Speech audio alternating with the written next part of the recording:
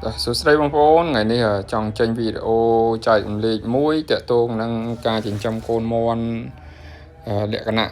ធម្មជាតិហើយសាមញ្ញតែមានគុណភាពបងប្អូនតែមានគុណភាពត្រង់ម៉េចគុណភាពត្រង់ថាមាន់កូនមាន់យើងវាអត់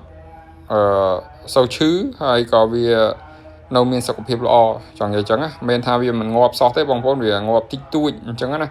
តាមបទពិសោធន៍កន្លងមកដែលខ្ញុំសង្កេតមើលអញ្ចឹង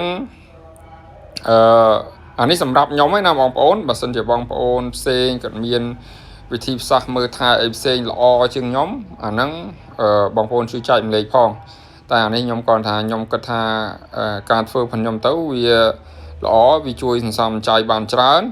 ហើយវាស្រួលមិនបាច់រវល់ជាមួយកូនមាន់អីយើងត្រូវមើលថែអីវាដិតដល់ច្រើន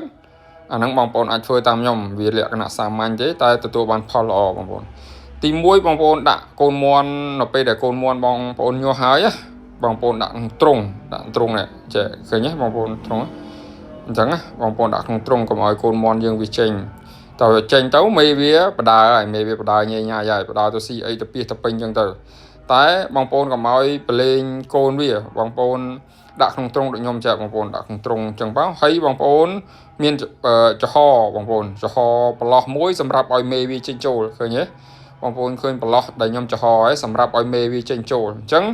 នៅពេលដែលមេវាត្រូវការចេញត្រូវការចូលតាមចិត្តមេវាអត់បញ្ហាទេតែកូនមាន់អត់ចេញឯកូនមាន់នៅក្នុងទ្រុងអត់ដែរអញ្ចឹងណាអញ្ចឹងនៅពេលដែល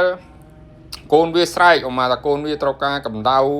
តិចខែល្ងាកូនវាស្រែកអញ្ចឹងមេវាចាប់ដើមមកថែកូនវាផ្ទាល់ហើយបងប្អូនមេវាចាប់ដើមលោតមកដើម្បី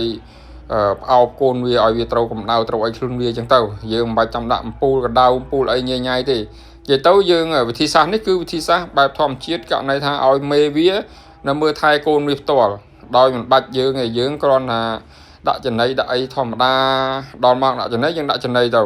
អញ្ចឹងណាហើយយើងមិនបាច់សូវមើលថែទេយើងសម្អាតអីតិចតួចចឹងទៅអាកប៉ោងទឹកអាកតោទឹកកន្លែងដាក់ចំណីហ្នឹងយើងសម្អាតរងថ្ងៃទៅសម្អាតចិត្តតួចចឹងទៅយើងមិនសូវ